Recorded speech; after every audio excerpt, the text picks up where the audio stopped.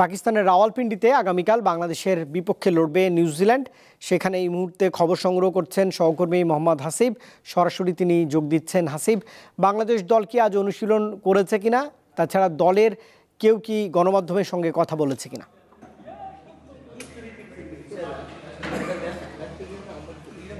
বাংলাদেশের সংবাদ সম্মেলন শুরু হওয়ার কথা কিন্তু 6:30, অর্থাৎ এখন এখানে তাদের শুরু হওয়ার কথা, কিন্তু একটা গুঞ্জন, একটা খবর আমরা পেয়েছি, যদি এটা অফিসিয়াল না যে বাংলাদেশ দিলে হয়তো বা কেউ আসবে না, কিন্তু এরকম একটা বিষয় ছিল, কিন্তু আলটিমেটলি কিন্তু ওইটা হয়তো বা কেটে গিয়েছে বা কেটে যাচ্ছে। খুব কিছুক্ষণ পরে একজন আসবেন, কথা বলবেন, সেটা ক্যাপ্টেন আসবেন নাকি ভাইস ক্যাপ্টেন অথবা অন্য কেউ দলে, সেটা আসলে আমরা এখনও নিশ্চিত না। তবে অনুশীলনের যে সময়টা আসলে ছিল সেটা কিন্তু অনেকটাই প্রায় দেরি হয়ে গিয়েছে, এবং বাংলাদেশ দলের কিন্তু টিম মিটিংটাই কিন্তু অনেকটা সময় ধরেই ছিল, এবং সেটা কিন্তু প্রায় লম্বা সময় হওয়ার কারণে কিন্তু মূলত হচ্ছে এই সংবাদ সম্মেলনে আসার এই দেরিটা, বা যেটা শুরু হওয়ার কথা ছিল কিছুক্ষণ আগে সেটা আবার কিছুক্ষণ পরে শুরু হবে।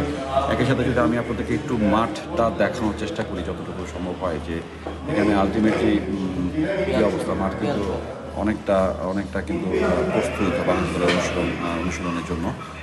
মাঠ কিন্তু একদমই প্রস্তুত। এখানে আমরা যারা গণমাধ্যম কর্মীরা আছে তারা কিন্তু সকাল থেকে এখানে আছে, নিউজিল্যান্ডের অনুশীলন কভার করছি, সংবাদ সম্মেলন কভার করছি।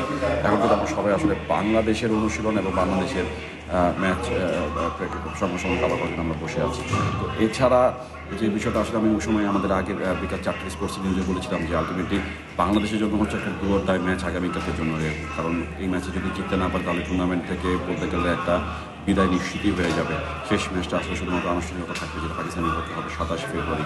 তো এই বিষয়টা মাথায় রেখে বাংলাদেশ দলের আসলে অনেক বড় একটা গেম প্ল্যান থাকবে বা গেম প্ল্যান হবে, সেটা কারণে আসলে টিম মিটিং ছিল, সেটা কারণে মাত্র প্লেয়ার। দর্শক, এই সহকর্মী পাকিস্তানের রাওয়ালপিন্ডি থেকে আমার সঙ্গে যোগ দিয়েছিলেন।